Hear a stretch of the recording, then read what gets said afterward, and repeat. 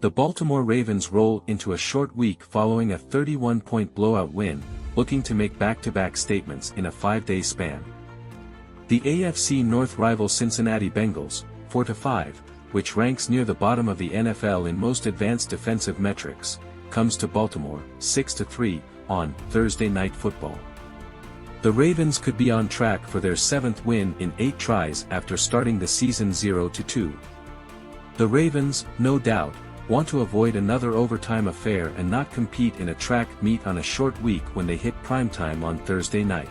The team has made strides on both sides of the football since facing the Bengals in Week 5, but it can't fall victim to what made it the high-scoring shootout 1 month ago.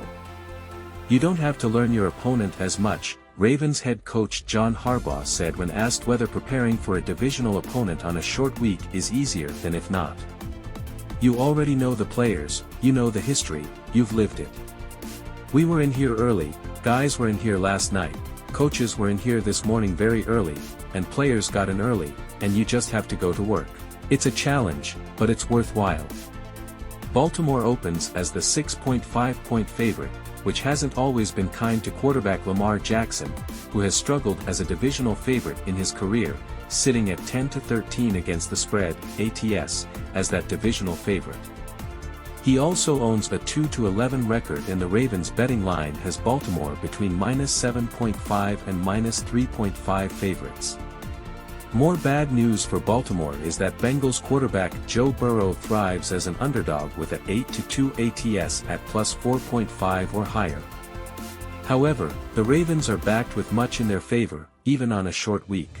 A few keys to the game for them, if followed, should separate the team from its division counterpart.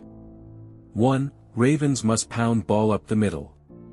Bengals linebackers Logan Wilson and Jermaine Pratt may be great athletes and can travel the full length of the field, but they aren't strong enough to contain Baltimore's power running the ball between the numbers.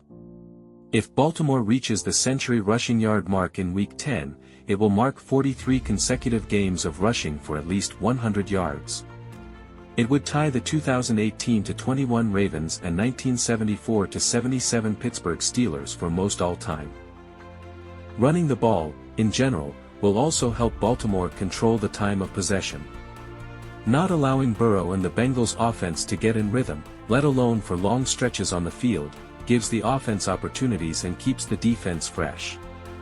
I think, for the defense, we won that game, Week 5, but I feel like the offense kind of willed us to that win, Ravens safety Kyle Hamilton said. We're not proud of that game, and it's something that we learned from, and we want to come back and improve on, and we have the opportunity to do that and right our wrong. Furthermore, forcing Cincinnati to stack the box with 8 defenders will allow the Ravens' outside weapons to make the Bengals pay. Baltimore played with an intensity unlike any other game this season on defense during Week 9 against Denver. The secondary and defensive unit as a whole looked confident and communicated. Surely, they can lose that in 4 days. 2. Baltimore cannot make Thursday a track meet. If you chase Ja'Marr Chase, it's over. Even if you argue a bubble pass and long touchdown to Chase in Week 5 inflated his numbers, he still had 9 other catches for more than 100 yards and another end zone trip. Chase and fellow wideout T. Higgins benefited from one another that week, and Burrow nearly reached the 400-yard mark. It became a shootout that some would argue Baltimore was lucky to be on the winning side. Burrow has one of, if not the best, deep balls in the league. He also has the personnel to make those throws and plays happen. Burrow likes his guys more than he likes me, so that's the biggest challenge. Most quarterbacks, when they see a guy kind of covered, they usually don't throw it. But Joe, he's like, even though this guy is covered, I think my guy can make a play. And, those guys make a ton of plays, Ravens cornerback Marlon Humphrey said. Last game, there were a lot of contested catches, and it seemed like they came down with a lot of those. So, it's going to be a lot of passing, to great receivers. Even with better communication, and, hopefully, lasting confidence, the Ravens' pass defense should again be tested in this game. But eliminating the deep ball against a more desperate team will severely cut into that threat. Cincinnati has won 4 out of 6 games after an 0-3 start, However, to avoid increasing its challenges, the team must prevent a sixth loss this season.